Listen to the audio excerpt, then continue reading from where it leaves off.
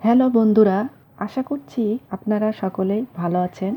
আজ আমি নতুন একটি রেসিপিতে সবজি রান্না করছি। রান্নাটি এত দারুণ সুস্বাদু হয়েছে, মনে হচ্ছে সব খাবারগুলো একাই খেয়ে নিই। এই রেসিপিতে সবজি রান্না করবেন, দেখবেন যারা সবজি খেতে চায় না তারাও চেটেপুটে খাবে। তাহলে চলুন আমরা নতুনভাবে খুব সহজ উপায়ে সুস্বাদু সবজি রান্নার পদ্ধতিগুলো দেখে নিন। আমি এখানে কিছুটা পেঁপে নিয়েছি, অল্প একটু আলু নিয়েছি, কিছুটা কাঞ্জাল নিয়েছি, কিছুটা মিষ্টি কুমড়া নিয়েছি। মুসুর ডাল 250 গ্রাম নিয়েছি। যেহেতু এখানে পেঁপে ও মিষ্টি কুমড়া আছে, তাই ডালের পরিমাণটা বেশি হলে সবজি রান্না আরও সুস্বাদু হবে। তাই চেষ্টা করবেন ডালের পরিমাণ বেশি নিতে।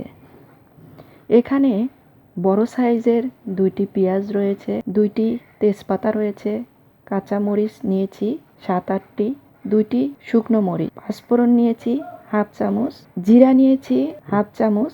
আর যা যা উপকরণ লাগবে দেখিয়ে দেব। চলুন আমরা রান্না শুরু করছি।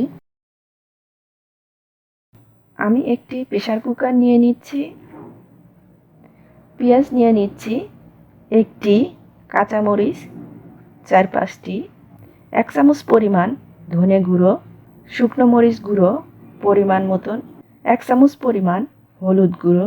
এবারে এতে 1 টেবিল চামচ সয়াবিনের তেল নিয়ে নিচ্ছি। এবারে এতে ডাল দিয়ে দিচ্ছি। সব কয়টি উপকরণ ভালো করে মিশ্রণ করে নিব। এতে সবজিগুলো ভালোভাবে মিশ্রণ করে নিচ্ছি। অল্প আছে সেদ্ধ করে নিব।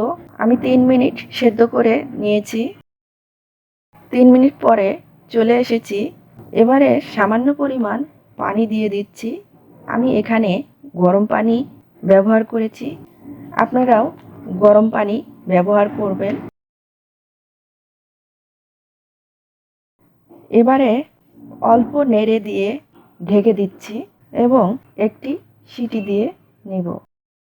সবজিগুলো সিদ্ধ হয়ে গেছে, দেখুন সবজিটা কত সুন্দর হয়েছে। এবার আমি ফ্রাই প্যান নিয়ে নিয়েছি। আমি এখানে প্রথমে কিছু পেঁয়াজ রেখে দিয়েছিলাম, সেগুলো দিয়ে দিচ্ছি। সঙ্গে 2টো তেজপাতা মরিচ রেখে দিয়েছিলাম, দিয়ে দিচ্ছি। তেল দিয়ে দিচ্ছি পরিমাণ মতন। এবার পেঁয়াজগুলো লাল লাল করে ভেজে নেব। ভাজা প্রায় হয়ে এসছে। এখন আমি পাঁচফোড়ন আর জিরেটা দিয়ে দিচ্ছি। দেখুন পেঁয়াজটা লাল লাল করে একদম ভাজা হয়ে গেছে। আমি এখন এটা সবজির ভিতরে দিয়ে দেব। সবজিটাকে একটু অল্প আছে এটাকে একটু রান্না করে নিব। দেখুন আমার রান্নাটা কমপ্লিট হয়ে গেছে আর দেখতে এত সুন্দর হয়েছে। তাহলে চলুন আমি আপনাদের সঙ্গে এটা পরিবেশন করে দেখিয়ে দেই। খুবই সুন্দর হয়েছে। আপনারা অবশ্যই বাসায় এভাবে রান্না করে খাবেন। তাহলে আমার রান্নাটা ভালো লাগলে অবশ্যই কমেন্টের মাধ্যমে জানাবেন। আজকের মতো এ পর্যন্তই।